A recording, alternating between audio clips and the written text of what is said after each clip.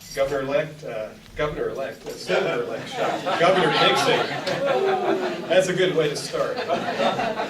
Senator-elect Schatz, ladies and gentlemen, we're glad you're at East Central College. I'm John Bauer, I'm president, and I'm always pleased to have folks on campus, and certainly want you to know that you're always welcome here at your community college. There are great things that happen here every day, and any opportunity we have to share that is important to us. I know I have one trustee with me today, Dr. Joe Stretker, our most recently elected trustee this past April. We're glad that you're here. The citizens of the district and the board, as the elected representatives of those citizens, have been responsible for the construction of the campus. And then given these resources, our faculty and our staff have worked tirelessly for many years for the benefit of our student. And it's really the commitment of these individuals that has made it possible for East Central to serve literally tens of thousands, well over 100,000 people since the college was formed in 1968. And I just feel we have an obligation to provide those students with, first of all, the best teaching, the best services, and then the best facilities possible, and then to maintain those resources to be good stewards of what the voters have provided for us. Also with me are Vice Presidents Gene McCann, Phil Penna, Joel Depker, Director of Buildings and Grounds Mark Eaton was able to join on the tour. Just a little while ago we had a chance to walk through this building with Governor Nixon and to talk about the work that we propose from the proceeds from these state capital improvement bonds. This building that we're in, Hanson Hall, serves in terms of size and classrooms as our primary academic building, well over 100,000 square feet of space in this building, which was constructed in 3 phases. So we go as far back as the late 1970s with the what was then called the Vocational Technical Building. Then we expanded to this wing in the mid-1980s, and then expanded again in the mid to late 1990s. And the building has obviously served our students and continues to house those great things that we see here on a daily basis. We saw students working with robots up on the 2nd floor. But buildings constructed in the 70s and the 80s and the 90s are not best equipped for 21st century needs of our students and faculty and staff. So we know we have work to do. We were able to point out many of those things, and this is just a portion of the campus where these proceeds would be used. And I certainly I've advocated for bonding to address these things for a long time. I'm glad to see that we're getting this close to perhaps getting that done. It's also a real honor for me personally to make this introduction today. I first knew of the governor in the 1980s, just about the time this wing of Hanson Hall was being constructed. A young lawyer became my state senator in Jefferson County, and so it's been a real privilege to watch Jay Nixon move through the ranks, and certainly a professional and personal privilege to have the opportunity to introduce him today as the governor of our great state of Missouri, Governor Jay Nixon.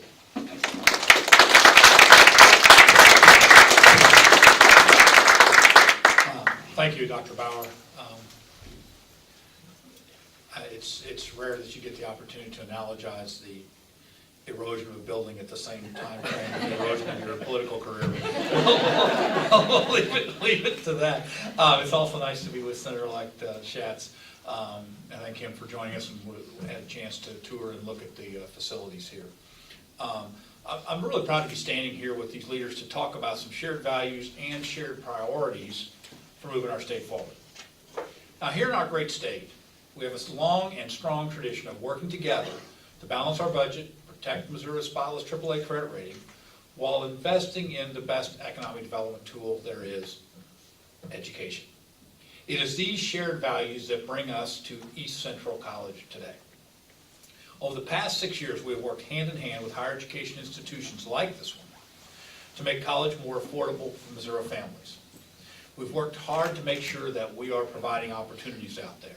A recent College Board study shows that the level of tuition increases in the state of Missouri has been the lowest of any state in the country. We are #1.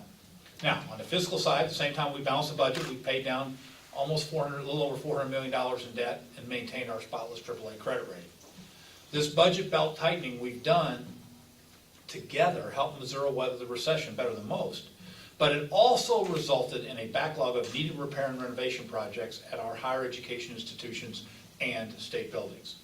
So last year, the legislature worked in a bipartisan way to do something about it, passing a bill that provided additional bonding capacity, authorizing up to $200 million in repair and renovation projects at community colleges and four-year institutions across our state.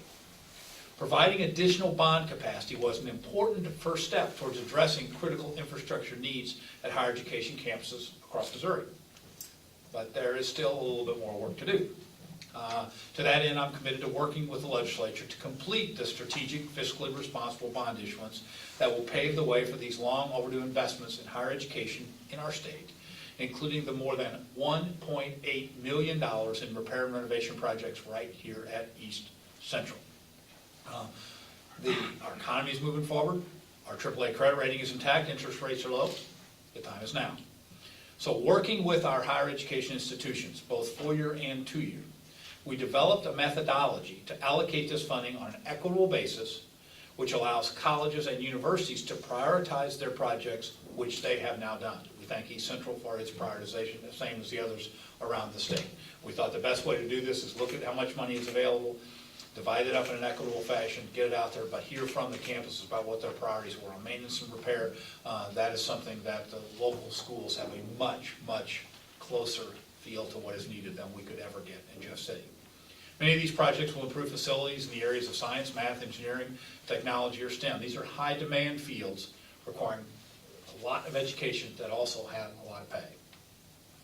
For example, in October, I toured Lafferty Hall at the University of Missouri, the engineering school there. We were just at Kirksville, the buildings up there. Bottom line is many of these buildings, like this one, are very old, need to be refreshed within that same footprint that they have. And on campuses around the state, there are many renovation projects that would address pressing needs in other academic areas.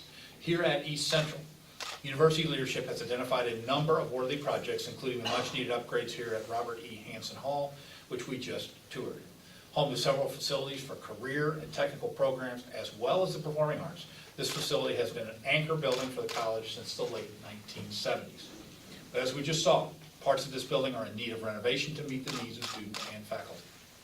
Renovations will include making Hansen Hall more accessible to Missourians with disabilities, renovations to classrooms, labs, offices, and theater, upgrades to restrooms, infrastructure, and the roof. In addition to the project at Hansen Hall, East Central College has proposed renovating other facilities at both the Regional Training Center, which houses the Culinary Arts Program, and the multipurpose building, which was built in 1973. These renovations will include upgrades to classrooms, roofs, infrastructure, all critical investments that will bring these facilities up to the level of the students and faculty deserve. With the legislation passed last year through the work of those legislators and solid priorities identified by higher education, we can move forward quickly when the legislative session begins in January to move these projects from the drawing board to reality. I've committed to put forward a supplemental appropriations bill with these repair and maintenance projects in it so that we can get that on the front and center early in the session. These projects will not only help our students, they will be a shot in the arm for our economy, putting people to work. It will be nice to see work getting done and people getting those paychecks. The time is now, and there is no reason to wait. Before I take questions, I want to again thank Dr. Bauer. I want to thank Senator-elect Schatz and others who last year did the hard work of upping that bonding capacity as we retired other debt to make this open and free. Now we got to get the work done of getting this appropriate, these bonds done, so that this work can begin throughout the Show Me State. With that, I'll be glad to take any questions anybody has, and then I'm going to go on to the next three places. Yes, sir. Just a random citizen ended up on the front row here. Well, you're talking about all these projects and all the institutions of higher learning around the state of Missouri. Will they be able to start in 2015? I mean, I believe that the answer to that question is clearly yes. When you have gone over a decade without any, in essence, repair and maintenance dollars from the state, they've got a lot of needs stacked up. And the projects in this state are very, very old. Some of these have been high on the list for 6, 7, 8 years of things they need to do. So in many of the instances across the state, the projects that have been laid out to us are ones where a tremendous amount of work has been done And since we're in the repair and maintenance side, and we're not in an entire redesign, greenfield type project, they can move much more quickly.